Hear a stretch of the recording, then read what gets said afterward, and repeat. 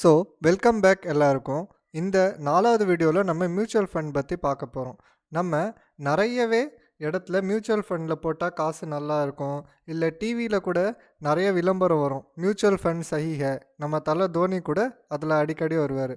So இந்த மாதிரி அடிக்கடி நம்ம நிறைய இடத்துல மியூச்சுவல் ஃபண்ட் பற்றி கேள்விப்பட்டுகிட்டே இருக்கோம். மியூச்சுவல் ஃபண்ட்னா என்ன, முதல்ல நம்ம அதை புரிஞ்சுக்கணும் இல்லையா? நிறைய பேருக்கு அதுவே இன்னும் கிளியரான அண்டர்ஸ்டாண்டிங் இல்லை. இப்போ மியூச்சுவல் ஃபண்ட் சில பேருக்கு தெரிஞ்சால் கூட நம்ம என்ன பார்க்க போகிறோம்னா, நெக்ஸ்ட் லெவலில் மியூச்சுவல் ஃபண்ட்லேருந்து எப்படி நல்ல ரிட்டர்ன்ஸை எதிர்பார்க்கலான்னு சொல்லிட்டு நம்ம பார்க்க போகிறோம். அந்த அடிஷ்னல் இன்ஃபர்மேஷன் தான் நம்ம இந்த வீடியோவில் பார்க்க போகிறோம். இன்னொரு விஷயம் என்னென்னா, இப்போ நீங்கள் ஒரு லாங் டேர்ம் வெல்த் க்ரியேஷன் பண்ண போகிறீங்கன்னா இந்த வீடியோ ரொம்பவே யூஸ்ஃபுல்லாக இருக்கும் உங்களுக்கு. ஸோ இந்த இதில் நம்ம பேசிக்லேருந்து எடுத்துன்னு போயிட்டு நமக்கு அதாவது தேவையான அளவுக்கு ஃபினான்ஷியல் நாலேஜ் எவ்வளோ தேவையோ அந்த அளவுக்கு நம்ம ஃபுல்லாகவே பார்க்க போகிறோம். அதனால் இந்த வீடியோ ரொம்பவே இம்பார்ட்டண்ட்டான வீடியோ. அதனால் நீங்கள் இந்த வீடியோவை கம்ப்ளீட்டாக பாருங்கள். அது இல்லாமல் இந்த வீடியோ நல்லா இன்ஃபார்மேட்டிவாக இருந்துச்சுன்னா இதை நீங்கள் மற்றவங்களுக்கும் ஷேர் பண்ணுங்கள். அதுவும் இல்லாமல் நீங்கள் இன்னும் இந்த சேனலில் சப்ஸ்கிரைப் பண்ணலைன்னா சப்ஸ்கிரைப் பண்ணிக்கோங்க. அண்ட் பெல் ஐக்கானை நீங்கள் கிளிக் பண்ணிக்கலாம். ஸோ தட் அப்கமிங் வீடியோஸ் வரும்போது உங்களுக்கு நோட்டிஃபிகேஷன் வந்துடும். சரிங்க, இப்போ நம்ம பார்க்கலாம் மியூச்சுவல் ஃபண்டு பற்றி. மியூச்சுவல் ஃபண்டோட மீனிங் என்னன்னு சொல்லிட்டு நம்ம இப்போ பார்க்கலாம். ஸோ பாருங்கள், இதுக்கு முன்னாடி நம்ம ஃபண்டமெண்டல் அனாலிசிஸ் வீடியோ பார்க்கும்போது நம்ம என்ன கற்றுக்கணுன்னா, ஸ்டாக்ஸை நம்மளே ஃபில்டர் அவுட் பண்ணிவிட்டு எது பெஸ்ட்டுன்னு பார்க்குறதுக்கு நம்ம பார்த்தோம். அதுலேயும் என்ன பார்த்தோன்னா, எந்த ஸ்டாக்லாம் இன்வெஸ்ட்மெண்ட்டுக்கு சரியானது, எந்த ஸ்டாக்லாம் இன்வெஸ்ட் பண்ண சரியானது இல்லைன்னு சொல்லிட்டு நம்ம பார்த்தோம். இதில் நம்ம இன்னொரு விஷயம் என்ன பார்த்தோன்னா, ஸ்டாக்ஸ்குள்ளே நம்ம எஸ்ஐபி கூட பண்ணலாம், அதாவது சிஸ்டமேட்டிக் இன்வெஸ்ட்மெண்ட் பிளான். அதாவது நம்ம ஏதாச்சும் ஒரு ஸ்டாக் இல்லைனா சில குரூப் ஆஃப் ஸ்டாக்கில் எல்லா மாதமும் ஒரு பர்டிகுலர் டேட்டில் நம்ம இன்வெஸ்ட் பண்ணிகிட்டே இருக்கிறது. இது நம்ம ஒரு ஸ்டாக்கில் இன்வெஸ்ட் பண்ணுறது எஸ்ஐபி. இப்போ மியூச்சுவல் ஃபண்ட் என்னென்னா, இங்கே நம்ம நம்ம காசு கொஞ்சம் டைவர்சிஃபை ஆகிடும். நம்ம கேள்விப்பட்டிருப்போம், டெப்ட் மியூச்சுவல் ஃபண்ட் ஒன்று இருக்குது, அதுக்கப்புறம் ஈக்விட்டி மியூச்சுவல் ஃபண்ட்னு ஒன்று இருக்குது, அதுக்கப்புறம் ஹைப்ரிட் மியூச்சுவல் ஃபண்ட்னு ஒன்று இருக்குது. So what is dept, equity and hybrid? நம்ம முதல்ல ஈக்விட்டி பார்த்துடலாம். ஒரு விஷயம் நம்ம என்ன பார்த்தோன்னா, இது ஒரு ஸ்டாக்கில் நம்ம எஸ்ஐபி பண்ணுறோம். ரெண்டாவது விஷயம் என்னென்னா, நம்ம மல்டிபிள் ஸ்டாக்ஸில் நம்ம இன்வெஸ்ட்மெண்ட் பண்ணணும். சார் அது என்னன்னு பார்த்தோன்னா, ஒன்று எஸ்ஐபியாக இருக்கும், இல்லைனா அது லம்சமாக கூட இருக்கலாம். இப்போ நம்ம என்ன விரும்புகிறோன்னா, ஸ்டாக்ஸ்குள்ளே எஸ்ஐபி பண்ணணும்னு சொல்லிட்டு விரும்புகிறோம். இப்போ நம்ம மல்டிபிள் ஸ்டாக்ஸில் இன்வெஸ்ட் பண்ணணுன்னா நம்ம ஸ்ட்ரைட்டாக ஈக்விட்டி மியூச்சுவல் ஃபண்டை கூட சூஸ் பண்ணிக்கலாம். ஈக்விட்டி மியூச்சுவல் ஃபண்ட் கூட நிறைய பார்ட்ஸ் இருக்குது. இந்த டேர்ம்ஸ்லாம் நம்ம ஜென்ரலாக கேட்போம். அது என்னென்னா, ஐயா அது ஒன்று லார்ஜ் கேப்பாக இருக்கும், இல்லைனா மிட் கேப்பாக இருக்கலாம், இல்லைனா ஸ்மால் கேப்பாக இருக்கலாம், இல்லைனா மல்டி கேப்பாக இருக்கலாம், இல்லைனா ஃப்ளெக்ஸி கேப்பாக இருக்கலாம்.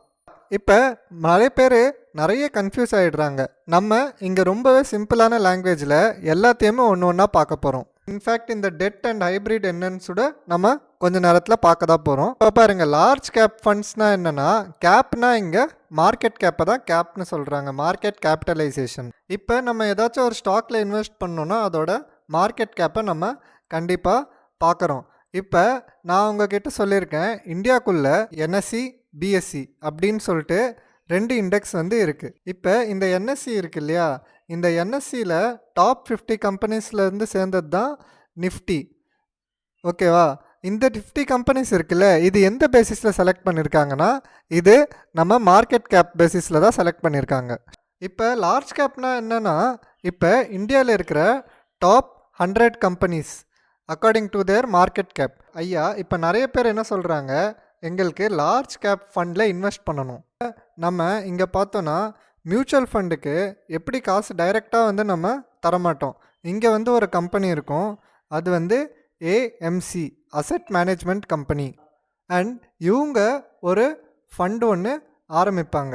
இந்த ஃபண்டு தான் நம்ம மியூச்சுவல் ஃபண்டுன்னு சொல்கிறோம். இப்போ இந்த ஃபண்டை மேனேஜ் பண்ணுறதுக்கு நம்மக்கிட்ட ஒரு நல்ல படித்த நல்ல எக்ஸ்பீரியன்ஸ் உள்ள ஒரு ஃபண்ட் மேனேஜர்னு இருப்பாங்க. அண்ட் இவங்க நல்ல ரெக்கார்ட் வச்சுருப்பாங்க, ப்ளஸ் நல்ல டீம் கூட வச்சுருப்பாங்க அவங்களுக்கு அண்டரில் ஃபண்டு மேனேஜ் பண்ணுறதுக்காக. நம்ம நம்மளோட ரிட்டர்ன்ஸ் வந்து இருக்கட்டும். ஆனா, இந்த ஏஎம்சியோட ரிட்டர்ன்ஸ் அதாவது இவங்க எப்படி இன்கம் பார்க்குறாங்கன்னு சொல்லிட்டு நம்ம இப்ப தெரிஞ்சுக்கணும். ஸோ, இப்ப நம்ம நெறைய பெரிய பெரிய கம்பெனிஸ்லாம் பார்த்துருப்போம். அதாவது எஸ்பிஐ இல்லன்னா கோட்டக்ன்னு பார்த்துருப்போம். இல்லன்னா குவான்ட்ஸ்ன்னு ஒண்ணு இருக்கு. ஸோ, இந்த மாரி நெறைய பெரிய பெரிய கம்பெனி லைக் ஹெச்டிஎஃப்சி இருக்கு. ஸோ, இவங்கலாம் அவங்களோட மியூச்சுவல் ஃபண்ட்ஸை ரன் பண்ணிட்டு இருக்காங்க. இப்போ இந்த ஏஎம்சி எப்படி சம்பாதிக்குதுன்னா, யாரோ ஒரு பர்சன் வந்து இங்கே ரூபீஸ் வந்து இன்வெஸ்ட் பண்ணுறாங்க.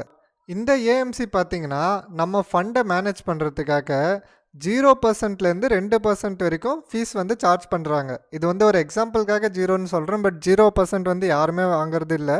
எல்லாருமே சில கமிஷன்ஸ் வந்து வாங்குவாங்க. இப்போ இந்த 2%ஓட மீனிங் என்னென்னா, இப்போ உதாரணத்துக்கு நம்ம ஒரு 1,00,000 ரூபாய் வந்து இன்வெஸ்ட் பண்ண போகிறோம். இதில் இந்த 2%னா என்னென்னா 2,000.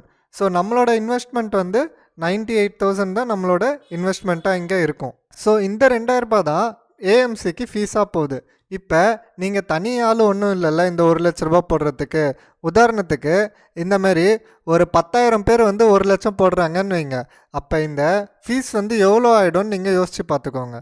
கிட்டத்தட்ட 10,000 இன்ட்டு 2,000 போட்டிங்கன்னா 2 crores கிட்ட ஃபீஸாக மாறிடுது. ஸோ இப்போ இந்த அமௌண்ட்டு நமக்கு வந்து ரிட்டர்ன்ஸ் எடுத்து தரது அவங்களோட வேலை தான். ஆனால் ஏஎம்சியோட மெயின் வேலை என்னென்னா, அவங்க வந்து ரிட்டர்ன்ஸ் வந்து அவங்க இன்கம் வந்து ஏர்ன் பண்ணணும். அவங்க இந்த சம்பளம் மீதி எக்ஸ்பென்சஸ் இதெல்லாம் க்ளோஸ் பண்ணிவிட்டு மீதி வந்து அவங்க இன்கமாக சார்ஜ் பண்ணிப்பாங்க. நம்ம இங்கே பார்த்த 2% வந்து ஹையர் சைடு தான். நிறைய இடத்துல வந்து அரௌண்ட் 1% கிட்ட தான் வந்து ஃபீஸ் போயிட்டுருக்கும். ஸோ 1%ஓட கம்மியாக ஃபீஸ் இருந்தால் நல்லது.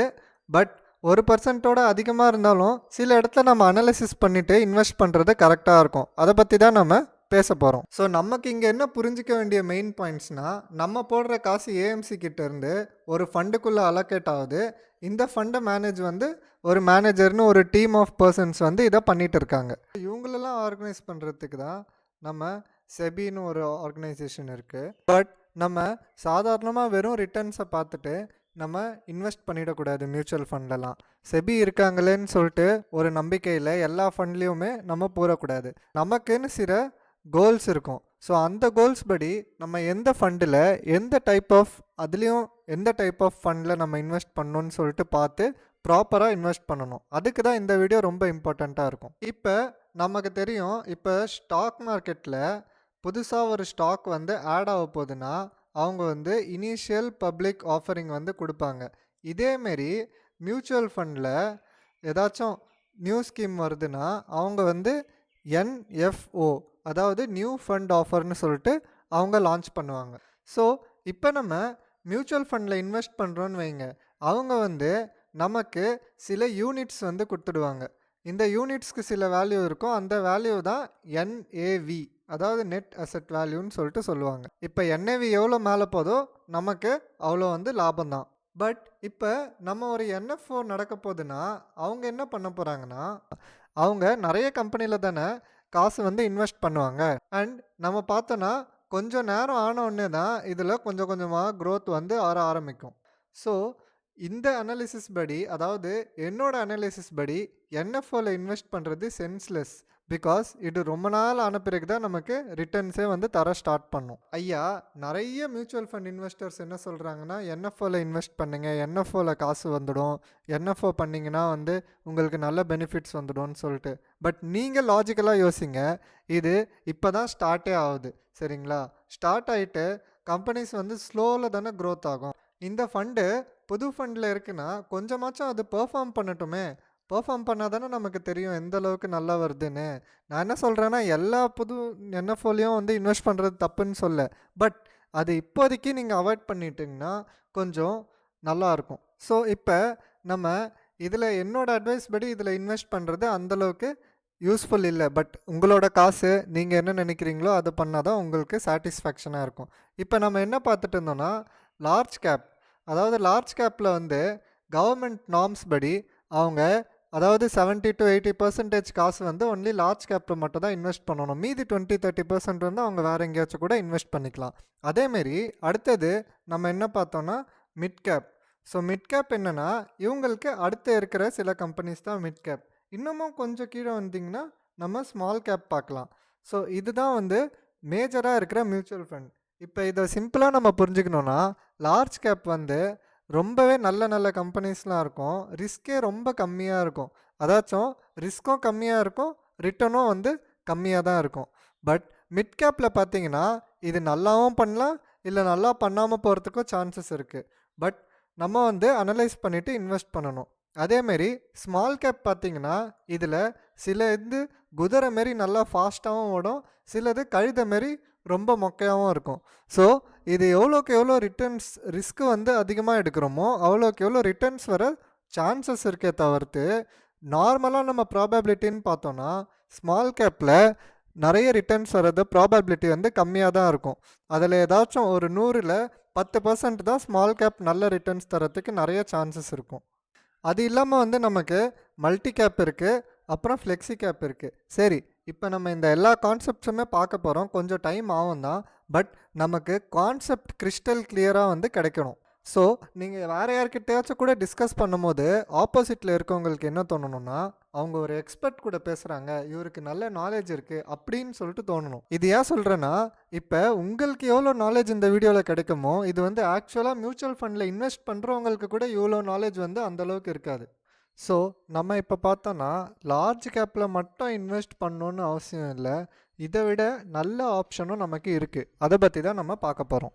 இப்போ அது என்ன ஆப்ஷன் அதை நம்ம பார்க்க தான் போகிறோம். வீடியோ கொஞ்சம் லென்தி தான், பட் இதெல்லாம் நீங்கள் அண்டர்ஸ்டாண்ட் பண்ணிங்கன்னா உங்களுக்கு நாலேஜ் நல்லாயிருக்கும். ஸோ அது இல்லாமல் இப்போ மல்டி கேப் கம்பெனினா என்னென்னா, இவங்களுக்கு வந்து சில கைட்லைன்ஸ் இருக்கும்.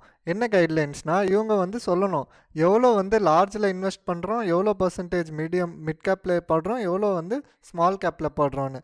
சரி, இது இல்லாமல் இப்போ ஃப்ளெக்ஸி கேப்னு இருக்குது. ஸோ இவங்க ஃபண்ட்ஸை வந்து ஈஸியாக வந்து ஷஃபில் பண்ணிக்கலாம். அதாவது இன்கேஸ் லார்ஜ் கேப்பில் வந்து ஃபண்ட்ஸ் நல்லா ஒர்க் அவுட் ஆகலைன்னா ஸ்மால் கேப்பில் மாற்றிக்கலாம். இன்கேஸ் ஸ்மால் கேப்பில் நல்லா ஒர்க் அவுட் ஆகலைன்னா அவங்க வந்து மீடியம் கேப் இல்லை லார்ஜ் கேப்பில் மாற்றிக்கலாம். ஸோ இப்போ வந்து நம்ம இது எல்லாத்த பற்றியும் பேசிக் நாலேஜ் வந்து நமக்கு ஓரளவுக்கு வந்துட்டு இருக்கோம். இது ரொம்ப முக்கியமானது. இப்போ இது இல்லாமல் நம்ம ஸ்டார்டிங்கில் டெப்ட் ஃபண்டுன்னு ஒன்று பார்த்தோம். டெப்ட் ஃபண்டில் வந்து நம்ம காசு கொஞ்சம் சேஃப்டியாக இருக்கும். அதாவது நம்ம ஈக்விட்டியில் வந்து ஃபுல்லாக ஸ்டாக்கில் இன்வெஸ்ட் பண்ணுறதால கொஞ்சம் ரிஸ்கியாக இருக்கும். மற்றபடி ரிட்டர்ன்ஸ் வந்து நமக்கு டெப்ட் ஃபண்டில் ஈக்விட்டியோட கம்மியாக தான் இருக்கும், பட் சேஃப்டியாக இருக்கும். இப்போ உதாரணத்துக்கு மார்க்கெட்டில் வந்து கிராஷ் ஆகிடுச்சுன்னா நமக்கு ரிட்டர்ன்ஸ் வந்து ரொம்பவும் கம்மியாக இருக்கும். அதே வந்து இப்படி டவுன் ஆகிட்டு நல்லா பூம் ஆகிடுச்சுன்னா நமக்கு வந்து ரிட்டர்ன்ஸ் வந்து ரொம்பவும் அதிகமாக இருக்கும். இது வந்து ஈக்விட்டி ஃபண்டில் நடக்க சான்சஸ் இருக்குது. பட் டெட் ஃபண்டில் எப்படின்னா நமக்கு கம்பேரிட்டிவ்லி ஒரு சேஃப்டி வந்து நமக்கு கிடச்சிடும். ஸோ இதை ரெண்டுத்தை தவிர நம்ம வந்து ஹைப்ரிடும் வந்து பார்த்துருக்கோம். இப்போ வந்து ஹைப்ரிட்னா நிறைய பேர் என்ன நினச்சிக்கிறாங்கன்னா, டெப்ட் ப்ளஸ் ஈக்விட்டி இது ரெண்டுத்தையும் சேர்த்தது தான் ஹைப்ரிட்னு நினச்சிக்கிறாங்க. பட் இது இல்லாமையும் சிலது இருக்குது, அதை பற்றி தான் நம்ம பேச போகிறோம். ஸோ வீடியோ கண்டிப்பாக பாருங்கள். ஸோ ஐ ஹோப் இது வரைக்கும் உங்களுக்கு எல்லா கான்செப்ட்டுமே வந்து கிளியராக தான் இருக்கும். நம்ம இப்போ இதுக்கு அப்புறம் தொடங்கலாம். ஸோ இது வரைக்கும் நம்ம என்ன பார்த்துருக்கோன்னா, மியூச்சுவல் ஃபண்ட் வந்து ஒரு அசெட் மேனேஜ்மெண்ட் கம்பெனி, அதாவது ஏஎம்சி வந்து ரன் பண்ணிகிட்டு இருக்குது. இந்த ஃபண்டுது ஒரு ஃபண்ட் மேனேஜர் இருப்பாங்க. இப்போ நிறைய பேர் இதில் வந்து காசு போடுறாங்க, அதுக்கு பதிலாக நமக்கு யூனிட்ஸ் இல்லைனா NAV இது வந்து ரிட்டர்ன்ஸில் கிடைக்குது. இப்போ இது இல்லாமல் நமக்கு ஷேர் மார்க்கெட்டில் காசு போடணும்னா நம்ம என்ன பண்ணலான்னா, ஒன்று ஸ்டாக்கில் காசு இன்வெஸ்ட் பண்ணிவிட்டு எஸ்ஐபி வந்து ஸ்டாக்ஸில் எஸ்ஐபி பண்ணலாம். ரெண்டாவது ஈக்விட்டி மியூச்சுவல் ஃபண்டு நமக்கு இன்வெஸ்ட்மெண்ட் பண்ணலாம். இப்போ ஈக்விட்டி மியூச்சுவல் ஃபண்டில் நம்ம என்னென்ன பார்த்துட்டோம்னா, லார்ஜ் கேப் இருக்குது, மிட் கேப் இருக்குது, ஸ்மால் கேப் இருக்குது, மல்டி கேப் இருக்குது அண்ட் ஃப்ளெக்ஸி கேப் இருக்குது. இது எல்லாமே நம்ம பார்த்தோம். இது வரைக்கும் எல்லாருக்குமே கிளியராக இருக்கும்னு நான் நம்புகிறேன். இது இல்லாமல் நமக்கு ஈக்விட்டி வேணாம், கொஞ்சம் சேஃப்டியாக வேணும்னு சொல்லிட்டு பார்த்தோன்னா டெப்ட் ஃபண்ட்ஸில் வந்து போடலாம். இங்கே வந்து ரிட்டர்ன்ஸ் வந்து கம்மியாக தான் கிடைக்கும், பட் வந்து ரிஸ்க் வந்து ஓரளவுக்கு கம்பேரிட்டிவ்லி ஈக்விட்டி ஃபண்ட்ஸோட ரிஸ்க் வந்து கம்மியாக தான் இருக்கும். இது இல்லாமல் நம்ம ஹைப்ரிட் பற்றியும் வந்து டீட்டெயில்டாக பார்க்க போகிறோம். இதை பற்றி நம்ம இப்போ டீட்டெயிலாக வந்து பார்க்க தான் போகிறோம். இப்போ இது இல்லாமல் இன்னொரு இம்பார்ட்டண்ட் மேட்டர் இருக்குது. இதை வந்து நிறைய பேர் உங்ககிட்ட ஷேர் பண்ணியிருக்க மாட்டாங்க, ஆனால் நாம் வந்து இங்கே ஷேர் பண்ண போகிறோம். பிகாஸ் நம்ம இப்போ கிராஷ் கோர்ஸில் இருக்கோம். ஸோ எக்ஸ்பென்ஸ் ரேஷியோவை பற்றி நிறைய பேர் வந்து பேசியிருப்பாங்க. ஐயா 0%லேருந்து 2%க்குள்ளே என்ன வேணாலும் இருக்கலாம்னு சொல்லிட்டு. ப்ளஸ் இன்னொரு ரொம்ப முக்கியமான விஷயம் இருக்குது, எதில் ஏஎம்சி வந்து ஏர்ன் பண்ணோம். அதாவது இதை நீங்கள் தெரிஞ்சிக்கலன்னா உங்கள் காசு கூட உங்களுக்கு நஷ்டமாகலாம். அது என்னதுன்னா எக்ஸிட் லோட்.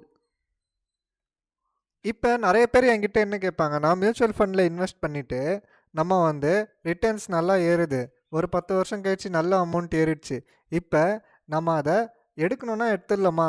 எடுத்துடலாம், அதில் ஒன்றும் பெரிய பிரச்சனையே இல்லை, 2 நாளில் நம்ம அக்கௌண்ட்டுக்கு காசு வந்து ட்ரான்ஸ்ஃபர் ஆகிட போகுது. பட் நமக்கு எக்ஸிட் லோட்னு ஒன்று கட் பண்ணிட்டு தான் ட்ரான்ஸ்ஃபர் பண்ணுவாங்க. அதாவது நம்ம எக்ஸிட் பண்ணுறோம், அதில் நமக்கு ஒரு சார்ஜஸ் மாரி ஒன்று போடுவாங்க.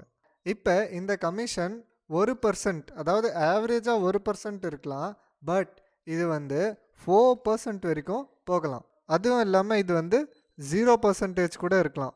ஸோ வந்து ஓவராலாக பார்த்தோன்னா 0 to 4% வரைக்கும் இந்த எக்ஸிட் லோட் இருக்கலாம். இது எப்போ நடக்கும்னா, நம்ம மியூச்சுவல் ஃபண்டில் வந்து லாக் இன் பீரியட்குள்ளே வந்து நம்ம வந்து காசை வெளில எடுத்துட்டோன்னா இந்த எக்ஸிட் லோடு வந்து போடுவாங்க. இப்போ உதாரணத்துக்கு எனக்கு வந்து 6 மாதத்தில் ஒரு 25,000 வந்து க்ரோ ஆகி டோட்டல் வேல்யூவாக இருக்குது. இது வந்து நான் வந்து வித்ட்ரா வந்து பண்ணணும். அப்போனா நமக்கு இன்கேஸ் லாக்இன் பீரியடில் இருந்துச்சுன்னா ஒரு 1% கமிஷன் இவங்க வச்சுருக்காங்க, எக்ஸிட் லோடு வச்சுருக்காங்கன்னா 250 ரூபீஸ் வந்து கட் பண்ணிடுவாங்க. ஸோ இந்த எக்ஸிட் லோட் தெரிஞ்சிக்க வேண்டியது ரொம்ப ரொம்ப முக்கியம். சரி, இதை நம்ம எப்படி பார்க்குறது எக்ஸிட் லோடு எவ்வளோன்னு சொல்லிட்டு? ஸோ இதுக்காக நம்ம வந்து ஒரு ஸ்க்ரீனர் யூஸ் பண்ண போகிறோம், அதாவது டிக்கர் டேப் வந்து யூஸ் பண்ண போகிறோம். ஸோ இதுதான் அந்த வெப்சைட் டிக்கர் டேப். இதில் வந்து நீங்கள் ஃப்ரீயாகவே லாகின் பண்ணிக்கலாம். இது வந்து எந்த ப்ரமோஷனும் இல்லை, ஜஸ்ட் எனக்கு யூஸ்ஃபுல்லாக இருந்துச்சு, நான் உங்களுக்கும் சொல்லணும்னு சொல்லிட்டு சொல்கிறேன். ஸோ இதில் போயிட்டு நீங்கள் மியூச்சுவல் ஃபண்ட் ஸ்கேனர் ஓப்பன் பண்ணிக்கலாம். இப்போ மியூச்சுவல் ஃபண்ட் ஸ்கேனர் வந்து நம்ம ஓப்பன் பண்ணியாச்சு.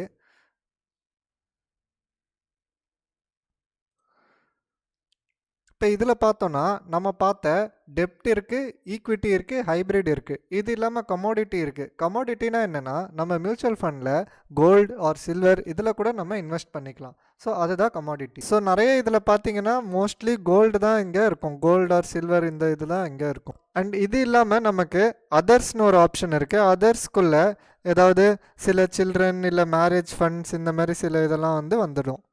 ஸோ இப்போ நம்ம இங்கே உதாரணத்துக்கு ஃபார் எக்ஸாம்பிள் இப்போ வந்து ஈக்விட்டியில் இங்கே நிறைய ஃபண்ட்ஸ் இருக்குது, நம்ம எல்லாத்த பற்றியும் பார்ப்போம். பட் இப்போது லார்ஜ் அண்ட் மிட் கேப்பில் நம்ம ஒரு ஃபண்டு லைக் இதெல்லாம் நம்ம பார்த்துருப்போம். SBI large and mid cap, இல்லை கோட்டக், ஹெச்டிஎஃப்சி எல்லா கம்பெனிஸுமே இருக்குது.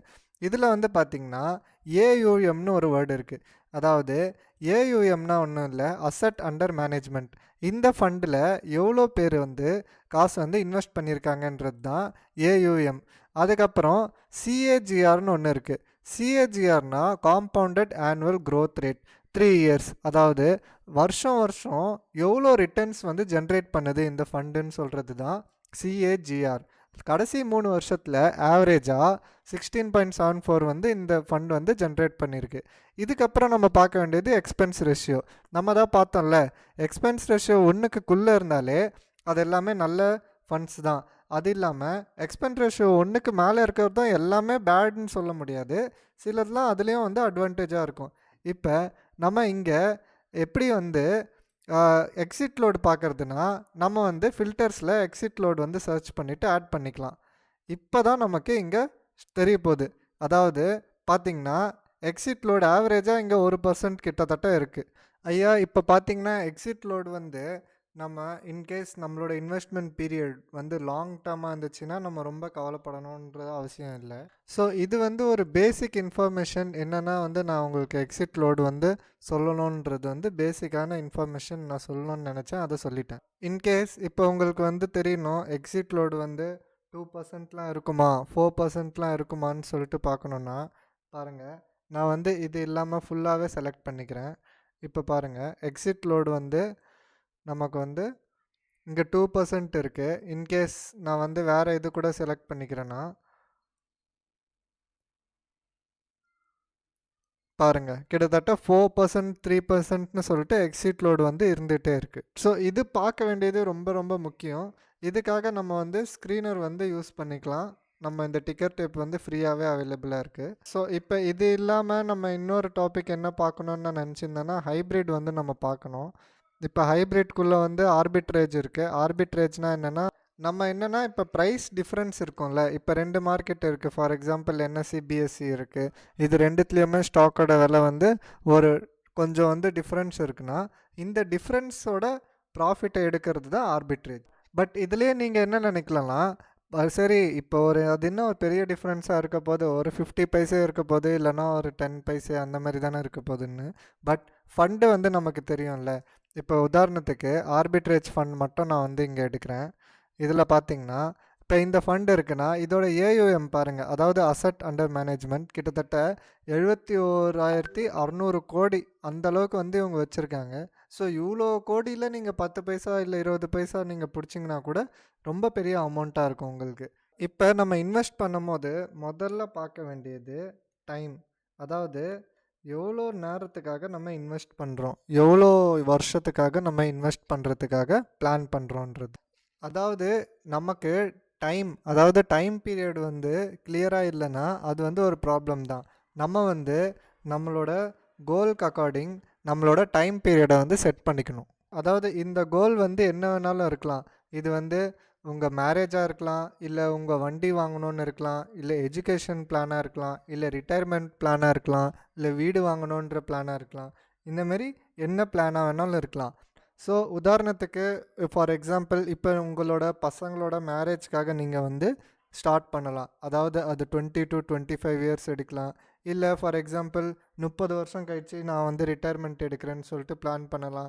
இதெல்லாம் பார்த்திங்கன்னா லாங் பீரியட். இது இல்லாமல் சில பேர் வந்து எனக்கு அடுத்த 5 வருஷம் இல்லை அடுத்த 10 வருஷத்தில் வந்து எனக்கு வந்து வீடு கட்டணும், நான் வந்து 1 crore வந்து சேர்க்கணும். ஸோ இதை வந்து நம்ம டிசைட் பண்ணிக்கணும். இப்போ டைம் வந்து இங்கே ரொம்ப முக்கியம் மியூச்சுவல் ஃபண்டில். இந்த டைம் வந்து காம்பவுண்டிங்காக ரொம்ப பெரிய ஃபேக்டரே டைம் தான். ஸோ இதுக்கப்புறம் தான் நமக்கு ரிட்டர்ன்ஸே வருது. இப்போ நிறைய பேர் வந்து எவ்வளோ ரிட்டர்ன்ஸ் வரும் அப்படி தான் யோசிப்பாங்க. ஆனால் நான் என்ன சொல்கிறேன், எவ்வளோ நேரம், அதாவது எவ்வளோ பெரிய பீரியட்காக நீங்கள் வந்து ரிட்டர்ன்ஸ் எதிர்பார்க்குறீங்க, அதுதான் முக்கியம். அண்ட் லாஸ்ட்டாக நம்ம ஃபைனலாக ரிஸ்க் வந்து இது பார்த்து தான் ஆகணும். இப்போ நான் இங்கே ஒரு விஷயம் வந்து உங்களுக்கு சொல்லணும்னு நினைக்கிறேன். சரி, இப்போ லெட்ஸே உங்களுக்கு வந்து ஜீரோ நாலேஜ், உங்களுக்கு எதுவுமே தெரியாது இதை பற்றி. நீங்கள் கண்ணை மூடிட்டு ஏதோ ஒரு மியூச்சுவல் ஃபண்டில் காசை போட்டிங்கன்னு வச்சுக்கோங்க. இன்கேஸ் உங்கள் டைம் பீரியட் ரொம்ப அதிகமாக இருக்குது அப்படின்னா எந்த மியூச்சுவல் ஃபண்டாக இருந்தாலுமே உங்களுக்கு நல்ல காசு ரிட்டர்ன்ஸ் எடுத்து கொடுத்துடும். எல்லா மியூச்சுவல் ஃபண்ட்லேயுமே காசு வந்து வந்துடுங்க. இந்தமாரி எந்த மியூச்சுவல் ஃபண்டும் இல்லை இதில் வந்து சுத்தமாக நெகட்டிவ் இல்லை லாஸில் போகிற மாதிரி எந்த மியூச்சுவல் ஃபண்டுமே இருக்காது. பட் டைம் பீரியட் ரொம்ப முக்கியம். ஸோ நம்ம பேசுகிறது எல்லாமே ஈக்விட்டி மியூச்சுவல் ஃபண்ட்ஸ் தான். டெட்டு வந்து கொஞ்சம் ஷார்ட் பீரியட்லேயும் நமக்கு காசு வந்து எடுத்து கொடுக்கும். பட் நம்மளோட கோல் வந்து பெருசுன்றதால ஈக்விட்டியில் தான் நம்ம வந்து இப்போ ஃபோக்கஸ் பண்ணுறோம்.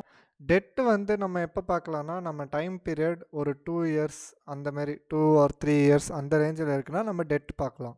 இன்கேஸ் நம்ம டைம் பீரியட் வந்து 2 இயர்ஸ்க்கு மேலே இருக்குது அப்படின்னா only equity. So dead mutual fund only you consider if less than 2 years, otherwise only equity. In case 2 வருஷத்துக்கு மேலே நம்ம டைம் பீரியட் இருக்குன்னா நம்ம என்ன நமக்கு தேவை அப்படின்னு சொல்லிட்டு பார்க்கணும்.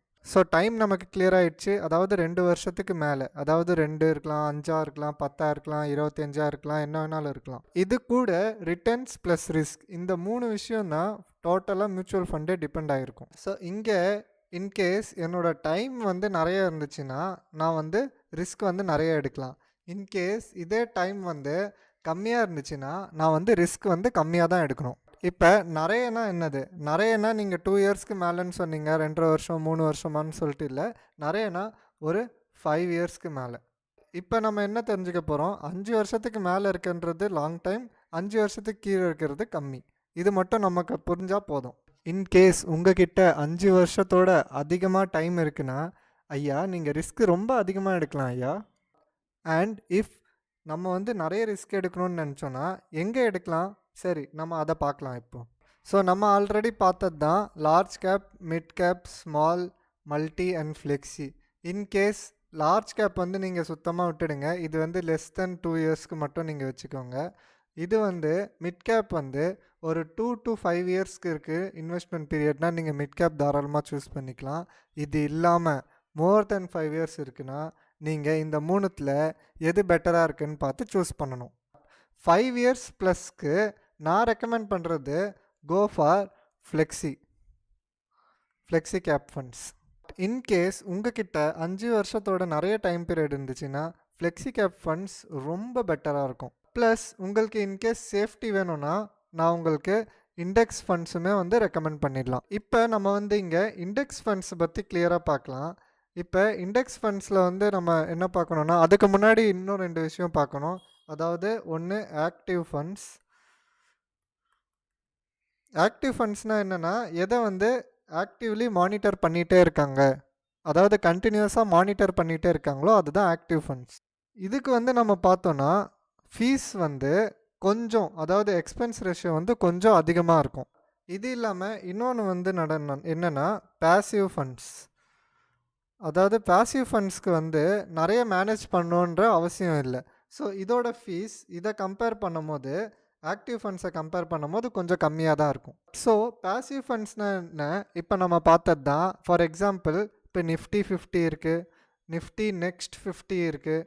ஸோ இதிலலாம் பார்த்திங்கன்னா இந்த 50 கம்பெனியில் தான் நம்ம போடுற ஃபண்ட்ஸ் வந்து யூட்டிலைஸ் ஆகும். அதுவும் என்ன ப்ரொபோர்ஷன்னா, நிஃப்டி 50 என்ன ப்ரொபோர்ஷனில் இருக்கோ சேம் ப்ரொபோர்ஷனில் தான் நம்ம ஃபண்ட்ஸும் வந்து அலோகேட் ஆகும். ஸோ இங்கே வந்து ஜென்ரலாக நம்ம பார்க்குற இண்டெக்ஸ் ஃபண்ட்ஸ், அதாவது நம்ம இப்போ தெரிஞ்சுக்கிற இண்டெக்ஸ் ஃபண்ட்ஸ்லாம் வந்துடும். இதோட ஃபீஸ் வந்து ரொம்பவே கம்மி. ஸோ ஒரு வாட்டி என்ன ஆச்சுன்னா, நம்ம வாரன் பஃபெட் இருக்கார்ல, அவர் வந்து என்ன சொன்னார், S&P 500ன்னு சொல்லிட்டு ஒரு இண்டெக்ஸ் ஃபண்ட் இருக்கும். இதில் வந்து ஃபாரின் மார்க்கெட்டோட டாப் 500 கம்பெனிஸும் இருக்கும். ஸோ அவர் என்ன சொன்னார், நீங்கள் என்ன வேணாலும் பண்ணிக்கோங்க, இந்த இண்டெக்ஸோட ரிட்டர்ன்ஸை நீங்கள் பீட் பண்ணவே முடியாதுன்னு ஒரு பந்தயம் வச்சார். ஆனால் கடைசியில் பந்தயத்தில் ஜெயித்தது அவர் தான். அதாவது இந்த ஆக்டிவ் ஃபண்ட் மேனேஜர்ஸ் இருக்காங்கல்ல, ஆக்டிவ் ஃபண்ட்ஸ் இருக்குல்ல, இதில் வேலை செஞ்ச ஃபண்ட் மேனேஜர்ஸ் என்னதான் பண்ணியும் இந்த S&P 500 இண்டெக்ஸோட ரிட்டர்ன்ஸை பீட் பண்ணவே முடியல அவங்களால.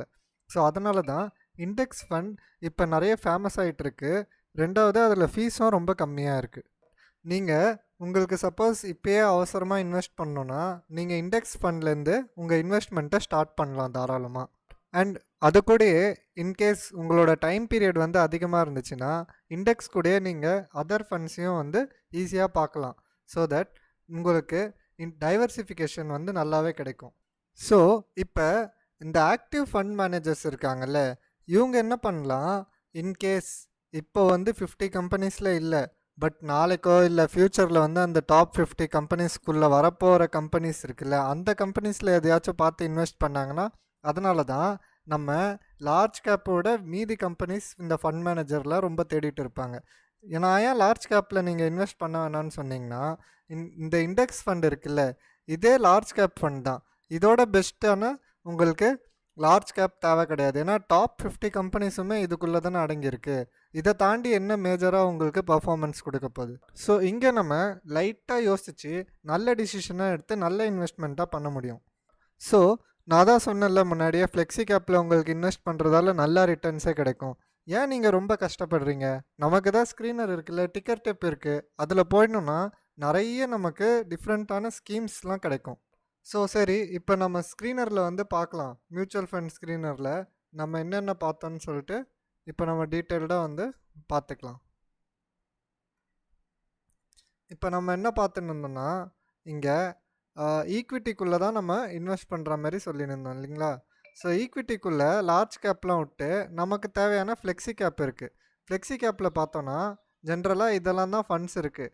நம்ம ஜென்ரலாக 3 இயர் பார்க்குறதோட 5 இயர்ஸ் பார்த்தா நல்லாயிருக்கும். ஸோ 5 இயர்ஸ்க்கு வந்து நம்ம வேணுன்னா நம்ம ஆட் பண்ணிக்கணும். இதுதான் 5 இயர்ஸ். 10 இயர்ஸ் கூட எடுக்கலாம். சரி நான் எடுக்கிறேன், பட் 10 இயர்ஸ் ஏன் எடுக்கக்கூடாதுன்னா, 10 இயர்ஸ் எடுத்திங்கன்னா சில ஃபண்ட்ஸ்லாம் வந்து 10 இயர்ஸ் முன்னாடி இருந்திருக்காது, ஒரு 7-8 இயர்ஸ் முன்னாடி ஸ்டார்ட் பண்ணியிருப்பாங்க. ஸோ அந்த மாதிரி பார்க்குற பட்சத்தில் நமக்கு 5 இயர்ஸே ஓரளவுக்கு என்னஃபாக தான் இருக்கும். இப்போ பாருங்கள், நம்ம ஃப்ளெக்ஸி கேப்பில் தான் இருக்கோம். ஃப்ளெக்ஸி கேப்லேயே கிட்டத்தட்ட எவ்வளோ ரிட்டர்ன்ஸ் வருது பாருங்களேன். இருக்கிறதுலே அதிகமான ரிட்டர்ன்ஸும் வருது. அதுவும் லாஸ்ட் 5 இயர்ஸ்து பாருங்கள். பிகாஸ் 3 இயர்ஸ்து ஏன் பார்க்க வேணாம், நீங்கள் ஒரு எக்ஸாம்பிளுக்கு சொல்கிறேன். இப்போ பாருங்கள், ஃபார் எக்ஸாம்பிள் வந்து இப்போ 3 இயரில் இதில் 23, 25ன்னு கொஞ்சம் அதிகமாக காமிக்கும். ஏன்னா லாஸ்ட் 3 இயர்ஸில் நல்லாவே பெர்ஃபார்ம் பண்ணிகிட்ருக்கு. எல்லா மியூச்சுவல் ஃபண்ட், ஷேர் மார்க்கெட் எல்லாமே நல்லா பண்ணிகிட்ருக்கு. ஸோ ஒரு லாங்கர் பீரியட்க்கு நம்ம இன்வெஸ்ட் பண்ண போகிறதும் 5 இயர்ஸ்க்கு மேலே தான்.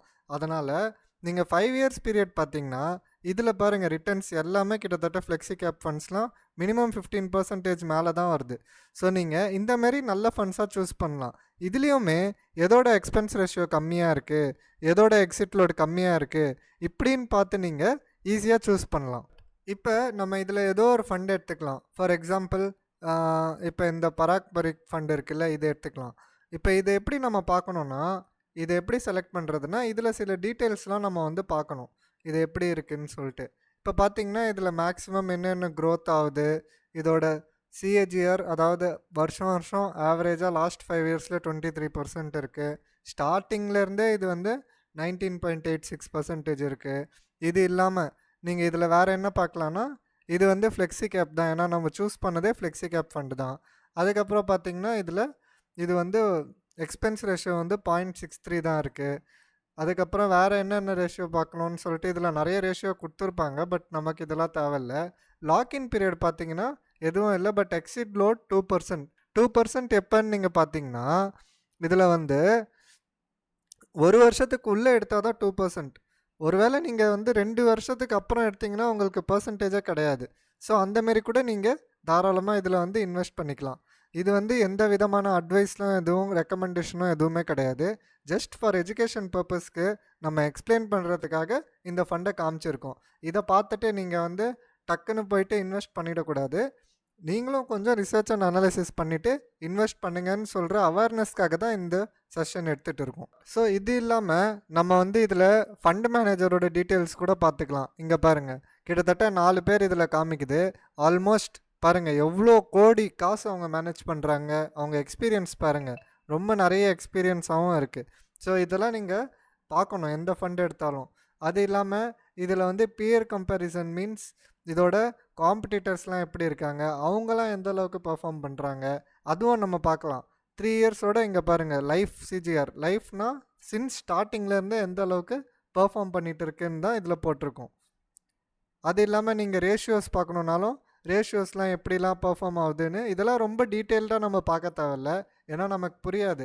நமக்கு தேவையானது ரிட்டர்ன்ஸ் ப்ளஸ் ரிஸ்க் கொஞ்சம் நார்மலாக இருக்கணும், ஏன்னா நம்ம இன்வெஸ்ட் பண்ண போகிறது லாங்கர் பீரியடுக்கு மட்டும்தான்.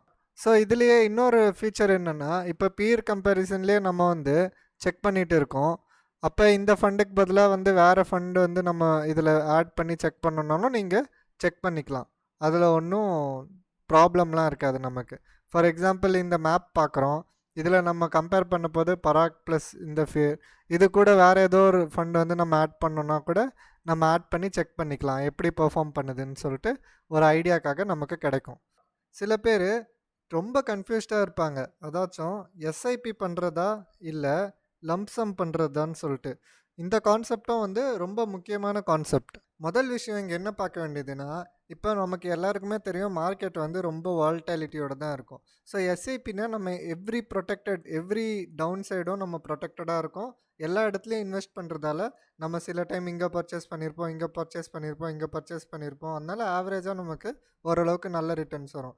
பட் இங்கே எப்படின்னா, இன்கேஸ் மார்க்கெட் சடனாக விழுந்துடுச்சு, இந்த பாயிண்ட்டுக்கு அப்புறம் கண்டிப்பாக மேலே தான் போவோம் அப்படின்னு ஒரு 100% கேரண்டி இருந்தால் தான் லம்சம் போடணும். இன்கேஸ் நீங்கள் இங்கே லம்பாக போட்டு கொஞ்சம் கீழே போனால் கூட ஹெவியாக லாஸ் காமிக்கும். இது ஒரு ஃபியர் க்ரியேட் பண்ணும், அதாவது மென்டலி ஒரு ப்ரெஷர் மாரி க்ரியேட் ஆகிடும். ஸோ உதாரணத்துக்கு இப்போ கோவிட் வந்துச்சு, அந்த டைமில் நீங்கள் கையில் ஒரு 5 லட்சம் வச்சுருந்தீங்க, உங்களுக்கு தெரியும் இதுக்கப்புறம் கண்டிப்பாக மேலே தான் போகுது, நம்ம போட்டிருக்கலான்னு சொல்லிட்டு. அந்த மாதிரி சினாரியோவில் நமக்கு லம்சம் வந்து பெட்டர் ஆப்ஷனாக இருக்கும். ஸோ இப்போ ஒரு உதாரணத்துக்கு நீங்கள் வந்து ஒரு 5 லட்ச ரூபா வந்து இன்வெஸ்ட் பண்ணிட்டீங்க லம்சமில், ஓகேங்களா? நம்ம இப்போ தான் பார்த்தோம் நிறைய ஃப்ளெக்ஸி கேப் ஃபண்ட்ஸ்லாம் அரௌண்ட் 20% இருந்துச்சு. பட் நான் இங்கே 15% தான் எடுக்கிறேன். இயர்ஸ் வந்து ஒரு 30 இயர்ஸ்க்கு, அதாவது இது ஒரு தேவையில்லைன்னு சொல்லிட்டு நீங்கள் மட்டும் போட்டிங்க பாருங்கள் எவ்வளோ காசு ஏறிடுச்சு.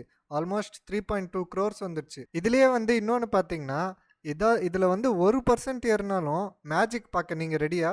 இங்கே பாருங்கள், ஒருவேளை 15க்கு பதிலாக 16% இருக்குன்னா நம்ம ரிட்டர்ன்ஸ் பாருங்கள் ஆல்மோஸ்ட் 1 crore ஏறி இருக்குங்க. இன்கேஸ் இங்கே வந்து உங்கள் செலெக்ஷன் வந்து ரொம்ப நல்லா இருக்குது, 16க்கு பதிலாக ஒரு வேளை தப்பு தவறா 18% கிட்ட வந்துடுச்சின்னு வைங்களேன், உங்களோட அமௌண்ட் பாருங்கள் ஆல்மோஸ்ட் 7 crores எவ்வளவோ அதிகம், ஜஸ்ட் 5 lakhs இன்வெஸ்ட் பண்ணி. இதுதான் வந்து மியூச்சுவல் ஃபண்டோட காம்பவுண்டிங் எஃபெக்ட் சூப்பரா பண்ணி தரும். இப்போ நம்ம லம்சம் பத்தி பார்த்தோம். இது வந்து ஏதாச்சும் ஒரு மார்க்கெட் நல்ல டிப்ல இருக்கு. கண்டிப்பா மேல போகுன்ற தெரியிற டிசிஷன். இன்கேஸ் நம்ம எஸ்ஐபி பார்க்கலாம். இது வந்து ஒரு ஒரு வேலைக்கு போறீங்க. நீங்க ஒரு ரூ. 5000 எடுத்துக்கலாம் உதாரணத்துக்கு. ஏன் ரூ. 500 கூட எடுத்துக்கோங்களேன். ரூ. 500 போட்டிங்கன்னா, உங்க இன்வெஸ்ட்மெண்ட் அமௌண்ட்டே பாருங்க. 1.8 லேக்ஸ் தான். ஆனா உங்க ரிட்டர்ன்ஸ் கிட்டத்தட்ட 50 லேக்ஸ். இதே இடத்துல நீங்க ஒரு ஒரு 30,000 40,000 சம்பளம் வாங்கிட்டு இருக்கீங்க. ஒரு ரூ. 5,000 மாசம் மாசம் போட்டு ஒரு நல்ல ஸ்கீம்ல போட்டிங்கன்னா, அவ்வளோதாங்க. வேற என்ன வேணும்? இதோட பெரிய ரிட்டர்ன்ஸ் வேணுமா? சொல்லுங்க. நீங்க லம்பா காசு ஒண்ணும் போட தேவையில்ல. ஜஸ்ட் ஒரு வாரத்துக்கு நம்ம தியேட்டர் போயிட்டு ஒரு பாப்கார்ன் இல்ல செலவு பண்ற காசே ஒரு ரூ. 1000 இருக்கும். அதுக்காக நான் வந்து அந்த மாரி நீங்க என்டர்டெயின்மென்ட்க்கு போகாதீங்கன்னு சொல்லல. பட் ஒரு வருஷம் இந்த வருஷம் ஃபுல்லா நீங்க ஒர்க் பண்றீங்க. நெக்ஸ்ட் இயர் உங்களுக்கு வந்து சேலரி ஹைக் வருது. ஒரு 5,000 4,000 ஹைக் வருது. அந்த ஹைக் அமௌண்ட்ட மட்டும் நீங்க மியூச்சுவல் ஃபண்ட்ல போடுங்க. அது போடுறதுக்கு உங்களுக்கு வந்து ரொம்ப பெரிய அட்ஜஸ்ட்மென்ட் வந்து பண்ணணும்னு அவசியம் இருக்காது. இப்ப உதாரணத்துக்கு 5,00,00,000 இருக்குதான். பட் இன்ஃப்ளேஷன்லாம் போக கொஞ்சம் குறையும் தான். இன்ஃபேக்ட் குறைஞ்சாலுமே இது பெரிய அமௌண்ட் தானே. நீங்க ஏன் ரூ. 5,000 யோசிக்கிறீங்க? ரூ. 2,000 எடுங்க. ரூ. 2,000 கூட போடலன்னா எப்படிங்க? ரூ. 2,000 நீங்க தாராளமா போடலாம். இதுவே பார்த்தீங்கன்னா கிட்டத்தட்ட 2,00,00,000 கிட்ட வருது. இதுவே பெரிய அமௌண்ட் தானேங்க. இந்த மாரி நீங்க வந்து சீக்கிரமா உங்க பிளான ஸ்டார்ட் பண்றது ரொம்ப நல்லது. உதாரணத்துக்கு இப்போ ஒருத்தர் 20 வயசுல இருக்காரு. அவரு 30 வருஷத்துக்கு போட்டாருன்னா 50 இயர்ஸ்ல கிடைக்கும். இதே வந்து ஒரு 50 இயர்ஸ்ல இருக்கவங்க போயிட்டு இந்த மாரி இன்வெஸ்ட் பண்ணணும்னு நினைக்கிறீங்கன்னா, அவங்களுக்கு அமௌண்ட் கொஞ்சம் அதிகமா தேவைப்படும். மத்தபடி ரிட்டர்ன்ஸ் வந்து நல்லா கிடைக்கும். பட் அவங்களுக்கு காம்பவுண்டிங் வந்து கொஞ்சம் கம்மியா தான் கிடைக்கும். ஏன்னா அவங்க இயர்ஸே வந்து ரொம்ப லேட் பண்றீங்க.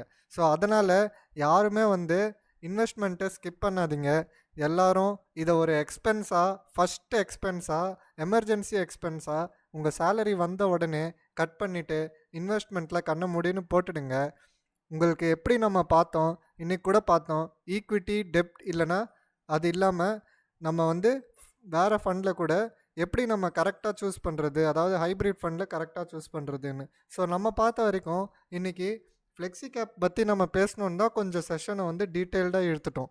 ஸோ டீட்டெயில்டா இழுத்தாலும் உங்களுக்கு ரொம்ப நல்லா புரிஞ்சிருக்கும்னு நான் நினைக்கிறேன். ஐ ஹோப் இந்த வீடியோ ரொம்ப நல்லா இருக்கும்னு நான் நினைக்கிறேன். இது வந்து வேல்யூயபிளா இருந்துச்சுன்னா எல்லாருக்கும் ஷேர் பண்ணுங்க. உங்க லவ்வ வந்து லைக் பண்ணி எனக்கு காமிங்க. ஏதாச்சும் டவுட்ஸ் இருந்துச்சுன்னா கமெண்ட்ஸ் பண்ணுங்க. அடுத்த செஷன்ல அடுத்த இந்த சீரிஸோட அடுத்த வீடியோவில் நம்ம சந்திக்கலாம்.